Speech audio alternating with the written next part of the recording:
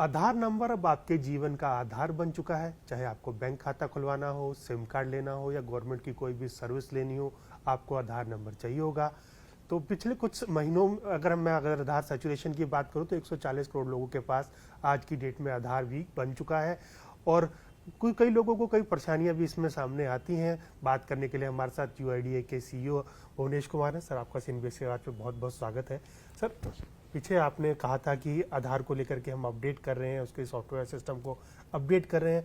आपको आधार सेंटर जाने की जरूरत नहीं पड़ेगी, महज कुछ चुनिंदा केसेस होंगे जहां पर बायोमेट्रिक्स आपको अपडेट कराना है तभी जाना होगा। तो अभी क्या स्टेटस है, हम कब तक उम्मीद कर सकते हैं ये सब बन करके तैयार हो जाएगा आपका सिस्टम?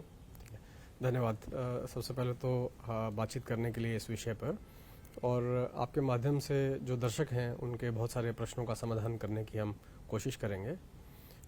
देश में लगभग 142 करोड़ आधार अब तक बन चुके हैं। 18 वर्ष से अधिक के जितने लोग हैं उनके लगभग सैचुरेशन हो चुका है। बहुत थोड़ी संख्या में लोग बचे हैं जिनके आवेदन अभी भी हमारे पास आते हैं नए आधार बनाने के लिए। 5 से 18 वर्ष के जो बच्चे हैं उनके लगभग 24% आवेदन हमारे पास आते हैं, और लगभग 75% आवेदन अब जो आते हैं नए आधार बनाने के लिए वो 0 से 5 वर्ष की आयु के बच्चों के आते हैं। लेकिन जिन लोगों के आधार बन चुके हैं उनको उसमें कई तरह के परिवर्तन करने होते हैं। अधिकांश लोगों को एड्रेस अपडेट करना होता है। जैसे ही वो एक स्थान से दूसरे स्थान पर जाते हैं उनको अपना एड्रेस अपडेट करना होता है, और फिर उनके बैंक वगैरह में भी जो है एड्रेस अपडेट करना होता है, तो बैंक भी आधार से एड्रेस अपडेट करते हैं। तो सबसे अधिक परसेंटेज इसी का होता है। ये सुविधा हमने ऑलरेडी ऑनलाइन अवेलेबल करा रखी है। हमारा जो आधार पोर्टल है माई आधार के नाम से, और हमारी जो ऐप है एम आधार, दोनों पर एड्रेस अपडेट अवेलेबल है। इस पे सेंटर जाने की जरूरत नहीं होती है। दूसरी आवश्यकता होती है कि आपके डॉक्यूमेंट्स पुराने हैं या आपके डॉक्यूमेंट सही नहीं थे, जिसकी वजह से एक मैसेज आता है हमारे यहाँ से कि आप अपने डॉक्यूमेंट अपडेट करिए। तो जिन लोगों को डॉक्यूमेंट अपडेट करना होता है वो भी ये सुविधा ऑनलाइन कर सकते हैं। उनको भी सेंटर जाने की जरूरत नहीं है, और ये सुविधा फ्री भी है। ये सुविधा जो है फ्री है। एड्रेस अपडेट फ्री नहीं है, लेकिन डॉक्यूमेंट अपडेट फ्री है। हमने 1 साल के लिए अभी भी फ्री किया हुआ है इसको। तीसरी आवश्यकता पड़ती है मोबाइल नंबर अपडेट, और ये मोबाइल नंबर अपडेट जो है थोड़ा संवेदनशील मामला है। कारण इसका ये है कि आज के युग में मोबाइल नंबर OTP के माध्यम से बहुत सारी सेवाएं जुड़ी हैं, खासतौर पे बैंकिंग सेवाएं भी। अगर कोई व्यक्ति आपका मोबाइल नंबर चेंज कर ले और अपना मोबाइल आपके मोबाइल के स्थान पर आधार में ले आए, तो इसका अर्थ यह है कि आपका पूरा आधार कंट्रोल उसके पास चला जाएगा। इसलिए ये आवश्यक होता है ये सुनिश्चित करना कि वही व्यक्ति जिसका आधार है वही अपना मोबाइल नंबर बदल रहा है, उसके स्थान पर कोई दूसरा आदमी नहीं बदल रहा। इसलिए इसको अभी तक हमने ऑनलाइन नहीं रखा हुआ है, और फिजिकली सेंटर पे आने के बाद बायोमेट्रिक्स भी लेते हैं। ऐसा नहीं कि केवल सेंटर पे चले गए तो आपका मोबाइल नंबर अपडेट हो जाएगा। बायोमेट्रिक्स से वेरीफाई करते हैं, ऑथेंटिकेशन कहते हैं इसको हम अपने भाषा में, और ऑथेंटिकेशन के माध्यम से ही मोबाइल नंबर अपडेट किया जा सकता है। अब चूंकि फेस ऑथेंटिकेशन की सुविधा उपलब्ध हो गई है जो ऑनलाइन भी की जा सकती है मोबाइल पर, इसलिए हमने ये कहा था कि मोबाइल नंबर अपडेट की सुविधा हम अपनी आधार ऐप के माध्यम से कुछ समय बाद उपलब्ध करा देंगे। तो उसका काम प्रगति पर है, और मुझे पूरी उम्मीद है कि जो टाइमलाइन हमने नवंबर एंड या दिसंबर की कही है इस साल के अंत तक हम मोबाइल नंबर अपडेट की सुविधा उपलब्ध करा देंगे। अच्छा, बाकी कई सारे केसेस हैं जिसमें किसी को अपना डेट ऑफ बर्थ उसका गलत लिखा गया है वहां पर पहली बार में, या नाम पूरा नहीं है, नाम में इनिशियल्स पूरे नहीं है, उन केसेस में भी जाना पड़ेगा उसको? बहुत अच्छा प्रश्न पूछा आपने। तो मैंने अभी तक जो है डॉक्यूमेंट अपडेट, एड्रेस अपडेट और मोबाइल नंबर अपडेट, 3 चीज़ों की बात की। इसके बाद 2 चीज़ें और हैं। एक है नाम बदलना है, और एक है लोगों को लगता है कि डेट ऑफ बर्थ में परिवर्तन करना है। तो नाम बदलने में 2 भागों में बांट सकते हैं इसको। एक वो जिसमें छोटी मोटी गलतियां हैं, स्पेलिंग की कोई मिस्टेक हो गई है, आगे पीछे हो गया है कुछ, और दूसरे वो हैं जहां नाम में मेजर परिवर्तन हो रहा है, मतलब नाम ही बदल जा रहा है, पूरा नाम ही बदल जा रहा है, या सरनेम बदल जा रहा है, या सरनेम ऐड हो रहा है। उस केस में इस बात की संभावना रहती है कि इसका दुरुपयोग हो सकता है। कई बार ये देखने में आया है कि लोगों ने आधार में नाम बदलकर प्रॉपर्टी का रजिस्ट्रेशन कर दिए दूसरों के। तो इसको समाप्त करने के लिए ये प्रक्रिया रखी हुई है कि आपको अगर अपना नाम इतनी मात्रा में बदलना है कि उसमें मेजर परिवर्तन हो जाएगा, तो उसके लिए गजट नोटिफिकेशन कराना होगा। और वो गजट नोटिफिकेशन तब हम उस स्टेट गवर्नमेंट की जो वेबसाइट है उससे वेरीफाई करते हैं, और वेरीफाई करने के बाद ही करते हैं। ये प्रक्रिया थोड़ी मुश्किल है और जानबूझकर ऐसी बनाई गई है ताकि इसका दुरुपयोग ना हो। डेट ऑफ बर्थ एक ऐसी चीज है जो किसी भी व्यक्ति की एक ही हो सकती है, दो नहीं हो सकती हैं। लेकिन जो शुरुआत में तो आधार इसलिए बने थे, तो डेट ऑफ बर्थ में जनवरी सब 1980 ऐसा कुछ डाल दिया गया था 1 जनवरी। नहीं, सब में तो ऐसा नहीं है। कुछ केसेस ऐसे आए थे। हाँ, मतलब कुछ लोगों के पास में जब उन्होंने आधार बनवाया तो उनके पास डेट ऑफ बर्थ का कोई डॉक्यूमेंट नहीं था। तो अभी भी सिस्टम में ऐसा है, क्योंकि कई बच्चे ऐसे होते हैं जिनके माता पिता नहीं है, उनकी डेट ऑफ बर्थ के बारे में जानकारी नहीं है, किसी को पता नहीं है। तो अगर हम ये इंसिस्ट करेंगे कि नहीं डेट ऑफ बर्थ चाहिए ही चाहिए, तो फिर आधार बनाना मुश्किल हो जाएगा। इसलिए ये सुविधा रखी गई है कि अगर आपके पास डेट ऑफ बर्थ जानकारी नहीं है तो आप ये कह सकते हैं कि मुझे डेट ऑफ बर्थ की जानकारी नहीं है। तो पुराने ज़माने में जो 1 जनवरी डाल दी जाती थी, अब उसको बदल दिया गया है। अब केवल वर्ष डालते हैं बस, कि अगर आपके पास डेट ऑफ बर्थ नहीं है तो हम ईयर ऑफ बर्थ जो होता है वो डाल देते हैं। लेकिन बाद में अगर कभी किसी समय पे आपके पास डॉक्यूमेंट उपलब्ध हो जाए तो आप अपनी डिक्लेयर्ड जो डेट ऑफ बर्थ है, जिसे ईयर ऑफ बर्थ कहते हैं, उसे आप वेरीफाइड डेट ऑफ बर्थ में डॉक्यूमेंट से चेंज कर सकते हैं। कभी कभी हमारे ऑपरेटर भी गलती कर देते हैं, जो डेट ऑफ बर्थ भरनी है डॉक्यूमेंट देख के और उसमें मिस्टेक कर दिया उसने, तो जरूरत पड़ती है करेक्शन के लिए आने के लिए। तो सामान्यतः इन करेक्शंस के लिए आने की जरूरत होनी चाहिए, या फिर डिक्लेयर्ड से वेरीफाइड में बदलने के लिए आने की जरूरत होनी चाहिए। बट बहुत सारे लोग ऐसे आते हैं जो पहले हमको कोई और डॉक्यूमेंट दे चुके हैं, बाद में दूसरा डॉक्यूमेंट लेके आते हैं और दोनों में अलग अलग डेट ऑफ बर्थ होती है।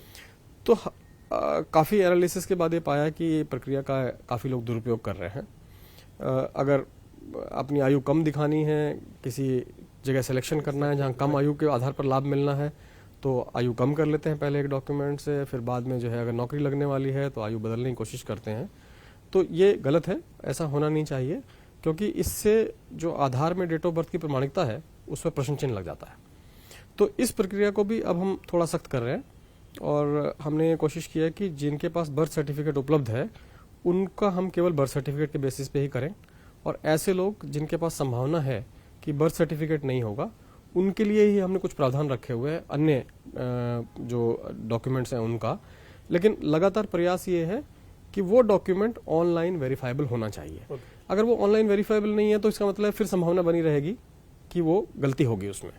तो एनरोलमेंट में भी और अपडेट में भी अब हम धीरे धीरे प्रक्रिया को ऐसा बना रहे हैं कि डॉक्यूमेंट जो भी सबमिट करें वो ऑनलाइन वेरीफाइबल होना चाहिए। अगर आप पासपोर्ट सबमिट कर रहे हैं तो हम वेरीफाई कर सकते हैं, आप सीबीएसई की मार्कशीट सबमिट कर रहे हैं कर सकते हैं, पैन है, मनरेगा जॉब कार्ड्स हैं, तो इस तरह के बहुत सारे डॉक्यूमेंट हैं जो हम ऑनलाइन वेरीफाई कर सकते हैं। बर्थ सर्टिफिकेट भी सारे के सारे ऑनलाइन वेरीफाइबल हैं, domicile certificate, caste certificate. State government के जो डॉक्यूमेंट्स हैं उनसे भी हमने अनुरोध किया है कि आप इनको ऑनलाइन वेरीफाइबल बनाइए। अच्छा, इसके अलावा फेस ऑथेंटिकेशन भी मैं देख रहा था काफी तेजी से पिकअप कर रहा है, 20 करोड़ के आसपास ऑथेंटिकेशन हो चुके हैं। क्या प्रोसेस है इसके पीछे? मतलब अगर मैं ये समझने की कोशिश करूं कि क्या इसका मिसयूज हो सकता है किसी तरह से फेस ऑथेंटिकेशन का, या एक लाइव आदमी जब बैठेगा उसी तरह से होगा ये? हाँ, फेस ऑथेंटिकेशन जो है ये प्रक्रिया को आसान बनाता है, और उसका कारण मुख्य रूप से यही है कि जब भी आप फेस के स्थान पर कोई और बायोमेट्रिक ऑथेंटिकेशन यूज करते हैं, फिंगरप्रिंट या आइरिस, तो इसका अर्थ ये है कि आपको उस जगह पे जाना पड़ेगा जहां इनकी डिवाइस उपलब्ध होगी। क्योंकि कोई आदमी फिंगरप्रिंट की डिवाइस या आइरिस की डिवाइस घर पे नहीं रखेगा, सामान्यतः नहीं रखेगा, तो जहां सेंटर होगा वहां जाना पड़ेगा आपको। जबकि फेस ऑथेंटिकेशन का फायदा ये है कि ये किसी भी मोबाइल डिवाइस पर या किसी भी लैपटॉप या टैबलेट जो है डिवाइसेस हैं उस पर जो है काम कर सकता है, और इसलिए इसको इसी के माध्यम से बहुत सारी सेवाएं ऑनलाइन दी जा सकती हैं जो फिंगरप्रिंट में या आइरिस में संभव नहीं है। और इसमें एडिशनल डिवाइस भी नहीं चाहिए, उसमें एडिशनल डिवाइस भी चाहिए। तो इसलिए बहुत सारी एंटिटीज जो है इस पे शिफ्ट कर रही हैं। फिंगरप्रिंट के प्रारंभिक इस्तेमाल के समय हमने ये देखा था कि बहुत सारे लोग गमी फिंगर्स, रबड़ से दूसरों के इंप्रेशन लगा के उसका दुरुपयोग करने का प्रयास कर रहे थे। तो इसलिए एक डिवाइसेस जो हमारी आती हैं इनकी, उनका हमने सर्टिफिकेशन सिस्टम शुरू किया। पहले उनको L0 डिवाइसेस था, अब वो L1 डिवाइसेस हो गई हैं, और उनको अपग्रेड किया गया है जिससे कि हम ये चेक कर सकें कि वास्तव जो फिंगर लगाई जा रही है वो वास्तव में जीवित व्यक्ति की फिंगर है और उसी टाइम रखी जा रही है। यानी कि अब डिवाइसेस ऐसी हैं कि जो जैसी फिंगर रखी जाती है तो वो अंदर से कैमरा के माध्यम से ये चेक करते हैं कि ये एक्चुअली जीवित व्यक्ति की फिंगर है या किसी रबड़ से बनाई गई है। वही प्रक्रिया हमें यहाँ भी करनी होगी। अभी तक हमने जो सिस्टम विकसित किए हैं ठीक चल रहे हैं, सफलतापूर्वक चल रहे हैं, परंतु जैसे जैसे किसी भी सुविधा का उपयोग बढ़ता है तो हमेशा ऐसे लोग मिलेंगे जो उसको हैक करने की कोशिश करेंगे, उसको बाईपास करने की कोशिश करेंगे। तो इसलिए हमने कई स्टार्टअप्स के साथ में अभी से ही काम करना शुरू किया, इस पर रिसर्च करना शुरू किया है कि कैसे लोग इसको बाईपास कर पाएंगे और कैसे हमको अभी से ही इसको सुरक्षित बनाना चाहिए। ये काम प्रारंभ होगा। लोग एक कदम आगे रहते हैं, आपको उनसे एक कदम आगे रहना है, जो भी हैकर्स है या जो भी स्कैमर है। हाँ, ये कैट एंड माउस गेम है। कौन आगे रहेगा कौन पीछे रहेगा, वो आगे निकलेंगे कि हम आगे निकलेंगे, ये बराबर में हमें चलना होगा। अगर हम पीछे रह जाएंगे तो दुरुपयोग होगा और ये स्वीकार नहीं है। मतलब इससे बहुत बड़ा नुकसान हो सकता है लोगों को, इसलिए हमें इसे सुरक्षित बनाना ही होगा। अगर मैं बच्चों के आधार अपडेट की बात करूँ, आपने कहा कि स्कूल्स के अंदर कैंप लगाएंगे, किस तरह का इनिशिएटिव आप लेने की यहाँ पर कोशिश कर रहे हैं ताकि जो बच्चे हैं उनके फिंगरप्रिंट्स अपडेट्स हो जाएं या जो जिनके आधार अभी नहीं बने हैं उनके आधार बन जाए? जो 5 साल से कम के बच्चे होते हैं उनका जब एनरोलमेंट होता है तो उनके बायोमेट्रिक्स नहीं लिए जाते हैं, क्योंकि उनके जो फिंगरप्रिंट्स, आइरिस और चेहरा जो है वो पूरी तरह से विकसित नहीं होते, मैच्योर नहीं होते हैं, हम ये कह सकते हैं। 5 वर्ष की आयु में आने के बाद जो है पहली बार हम उनके बायोमेट्रिक्स लेते हैं। आधार की जो यूनिकनेस है वो इस पर आधारित है कि हर व्यक्ति के फिंगरप्रिंट्स, आइरिस और फेस ये यूनिक होते हैं। इसी सिद्धांत पर जो है एक यूनिक आईडी बनती है। अगर हमारे पास ये होगा नहीं तो इसका मतलब है डुप्लीकेशन नहीं हो सकता है। इसलिए बहुत जरूरी है कि हमारे सिस्टम में बायोमेट्रिक्स होने चाहिए। तो 5 साल से 7 साल की आयु के बीच में पहली बार जो बायोमेट्रिक्स लेते हैं उनको हम कहते हैं मैंडेटरी, मतलब अनिवार्य है, अनिवार्य रूप से बायोमेट्रिक्स देने, उसको MBU 1 कहते हैं। और ये फ्री भी होता है, इसलिए चार्ज नहीं करते हैं।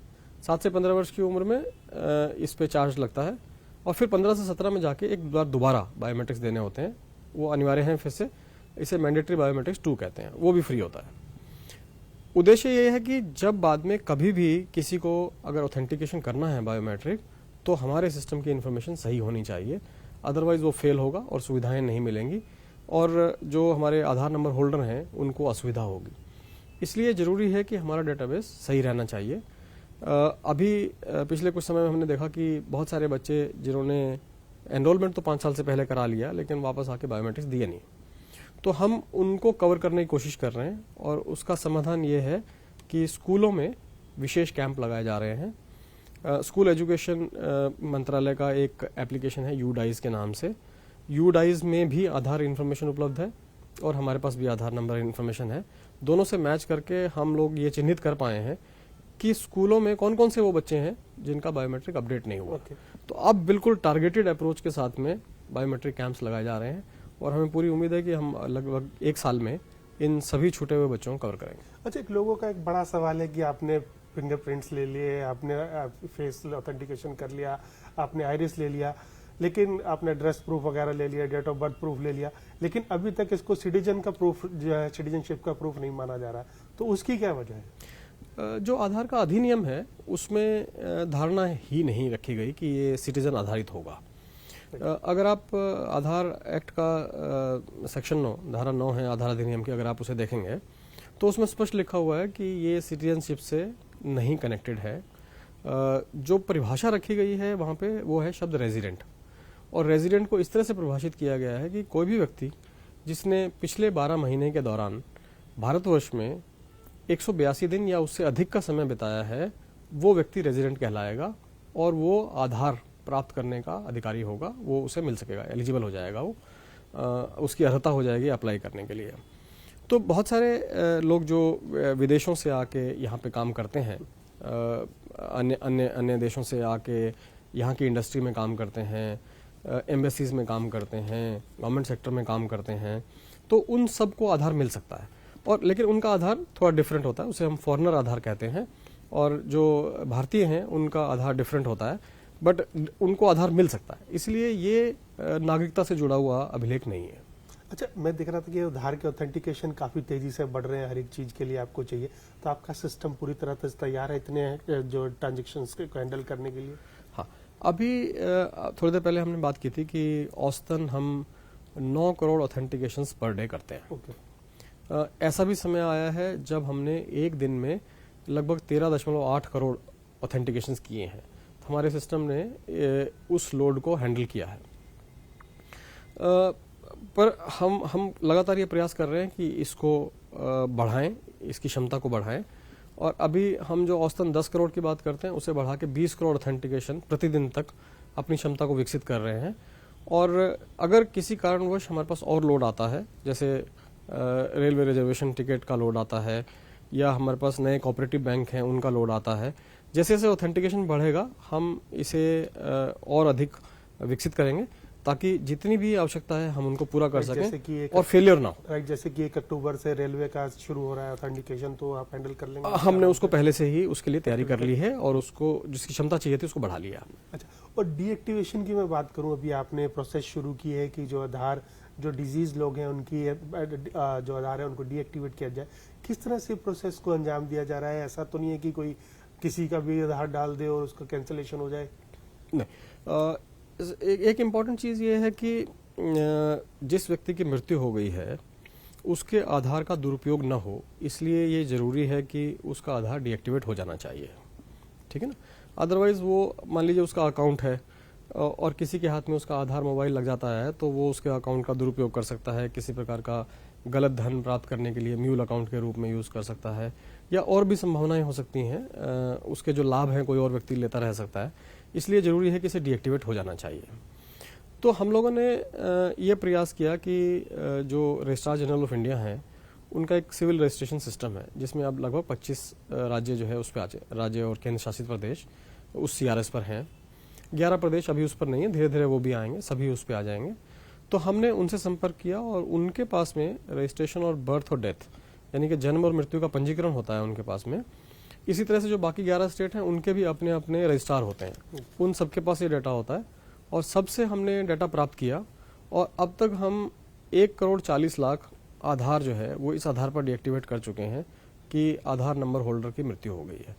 अभी हमारे पास और डाटा है, हम प्रयास कर रहे हैं कि जो पब्लिक डिस्ट्रीब्यूशन सिस्टम है जो खाद्य विभाग चलाता है, फिर इंश्योरेंस कंपनीज हैं, बैंक अकाउंट में मृत्यु की सूचना आती है, कहीं कहीं रेवेन्यू रिकॉर्ड जो हैं कनेक्टेड हैं।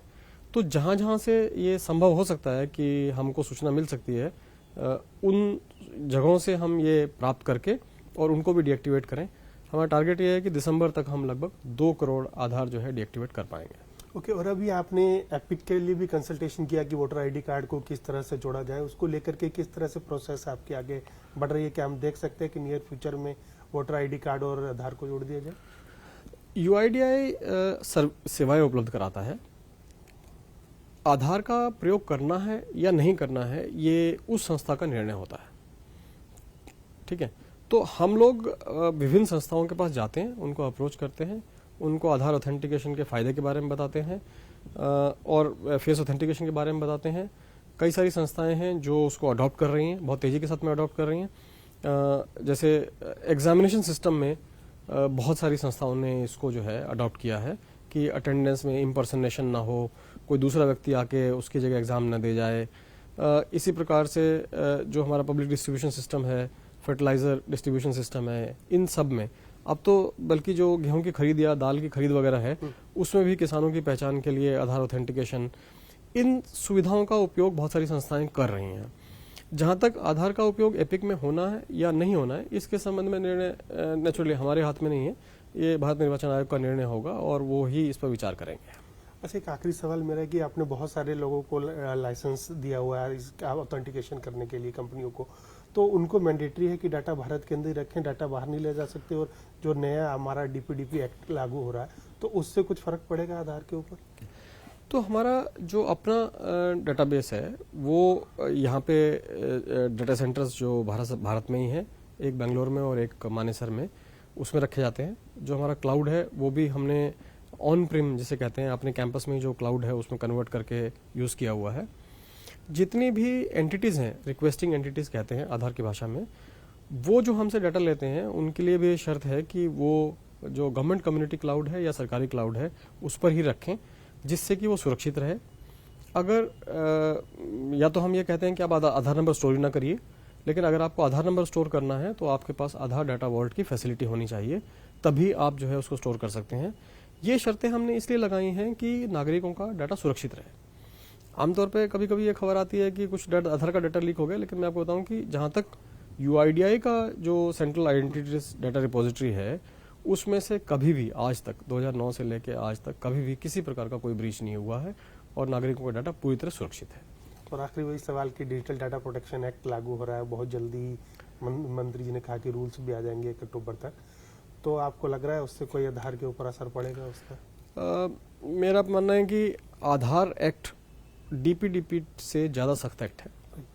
मतलब जितने रेस्ट्रिक्शन DPDP में है उससे ज़्यादा रेस्ट्रिक्शन आधार एक्ट में पहले से ही लगे हुए हैं। मेरा तो मानना यह है कि इनफैक्ट अगर हम DPDP को अगर लें तो हम आधार की कई चीज़ों को और सुलभ बना सकते हैं अगर हम उसके स्टैंडर्ड पे आते हैं, क्योंकि हम उस स्टैंडर्ड से ऊपर हैं, इसलिए बहुत सारी चीज़ें सुलभ नहीं हैं। लेकिन अगर हम समान धरातल पे आ जाएंगे DPDP के साथ में, तो आधार अधिनियम बदलाव करके इसको और सुलभ बनाया जा सकेगा, इसके और अधिक उपयोग हो सकेंगे। CNBC सेवा से बात करने के लिए बहुत बहुत शुक्रिया। बहुत बहुत धन्यवाद। तो ये थे आधार के CEO, बता रहे थे कि किस तरह से आधार के गलत इस्तेमाल को रोका जा रहा है और आने वाले दिनों में इसके ऊपर आगे भी आपको जब नवंबर दिसंबर तक आपको जो आधार है आप घर बैठे ही अपना मोबाइल नंबर भी उसमें अपडेट कर सकेंगे। असीम मनचंदा, CNBC सेवा, दिल्ली।